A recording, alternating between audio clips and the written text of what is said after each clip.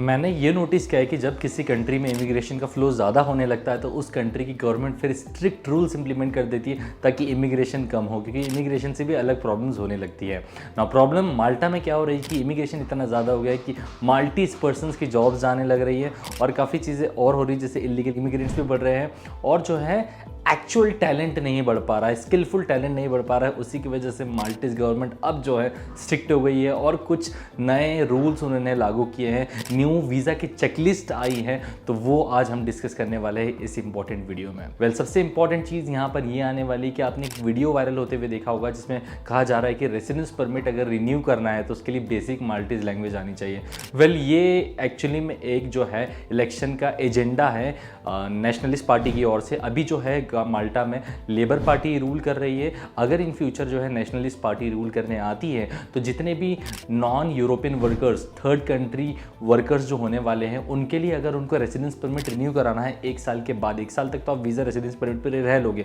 लेकिन उसके बाद अगर आपको रिन्यू कराना है तो आपको बेसिक माल्टीज लैंग्वेज आनी चाहिए। अभी ये इंप्लीमेंट नहीं हुआ है, लेकिन लेटर ऑन अगर इलेक्शन के बाद 2024 में जब इलेक्शन होंगे तो उसके बाद अगर आता है तो ये फिर एक मैंडेटरी नॉर्म बन जाएगा और आपको बेसिक इटालियन आनी चाहिए। बेसिक इटालियन लर्न करने के लिए गवर्नमेंट ऑब्वियसली आपको जो है सेंटर्स प्रोवाइड करेगी जहाँ से आप जो है हफ्ते में कुछ आवर्स आपको देने रहेंगे और माल्टीज लैंग्वेज लर्न करनी पड़ेगी। तो ये एक बहुत मेजर अपडेट है जो हो सकती है फ्रॉम 2024 अगर नेशनलिस्ट पार्टी विन करती है। अभी फिलहाल लेबर पार्टी रूल कर रही है।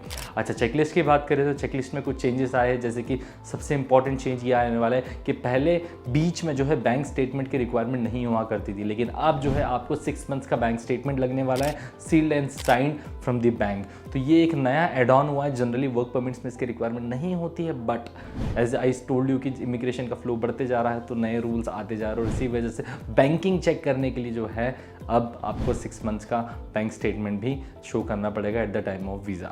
सेकेंड न्यू रिक्वायरमेंट ये आई है वीज़ा चेकलिस्ट में कि आपको जो है signed reference letters from past employer चाहिए रहेंगे। मतलब आपके जो पास्ट एम्प्लॉयर्स होंगे जहाँ पे भी आपने पहले काम किया होगा वहाँ से आपको अब जो है रेफरेंस लेटर, जो भी आपका लेटर ऑफ रिकमेंडेशन प्रिपेयर होगा, उन पर साइंड होनी चाहिए उनकी। ये तो खैर नॉर्मल अपडेट है।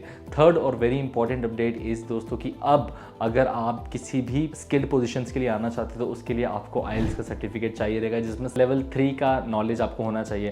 आइल्स का मैं बता दूं, आइल्स एक इंग्लिश लैंग्वेज असेसमेंट टेस्ट है जिसमें आपका इंग्लिश लैंग्वेज का नॉलेज टेस्ट किया जाता है। तो ये दोस्तों आपको जो है देना रहेगा अगर आप किसी भी स्किल बेस्ड जॉब के लिए माल्टा आना चाहते हो। तो ये रूल्स अब बढ़ाए जा रहे हैं ताकि माल्टा में इमिग्रेशन कम हो, क्योंकि आइल्स एक हडल होता है जनरली वर्क परमिट्स के लिए। वर्क परमिट जनरली लगता नहीं है बहुत सारे केसेस, लेकिन अब आपको देना होगा।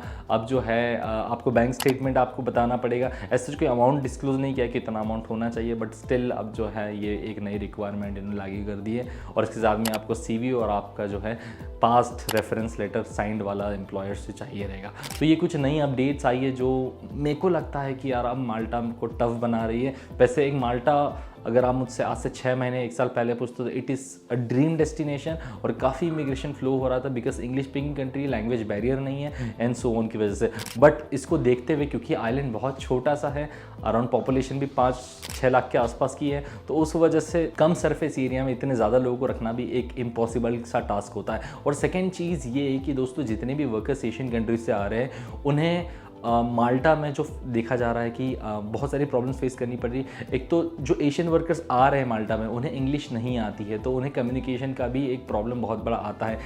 देखो कोई भी कंट्री चाहती है तो वो चाहती है कि स्किलफुल लेबर आए, स्किल्ड लेबर आए, जैसे कि आप AI से ले लो या फिर आप टेक्नोलॉजी से रिलेटेड ले लो या फिर आप प्लम्बर ले लो या फिर आप जो है इलेक्ट्रिशियन ले लो, AC टेक्नीशियन ले लो, इस टाइप के स्किलफुल लेबर्स। लेकिन अभी जो आ रहे हैं वो विदाउट स्किल्स आ रहे हैं। डिलीवरी जॉब्स में ज़्यादा से ज़्यादा लोगों की हायरिंग हो गई थी और इसी वजह से अब क्या भी हो रहा है कि अकोमोडेशन का भी बहुत बड़ा प्रॉब्लम आ रहा है। अब जो है इंडियंस, पाकिस्तानीज, बांग्लादेशी, श्रीलंकन्स को जो है घर मिलना भी काफ़ी मुश्किल हो रहा है बिकॉज अब घर ज़्यादा बचे नहीं, अकोमोडेशन का भी प्रॉब्लम इशू फेस हो रहा है। और जैसे ही दोस्तों की इमिग्रेशन बढ़ता है तो देखो आपको पता है कि डिमांड उसकी बढ़ती है, डिमांड बढ़ती है तो उसके साथ में फ्रॉड्स भी इसके बढ़ते। तो एक काफ़ी बड़ा फ्रॉड भी अभी सामने आया जिसमें एक यूट्यूबर ने काफ़ी जो है इंडियन वर्कर्स को माल्टीज़ का वीज़ा दिलवा दिया है एंड उनके पास अब जॉब नहीं है।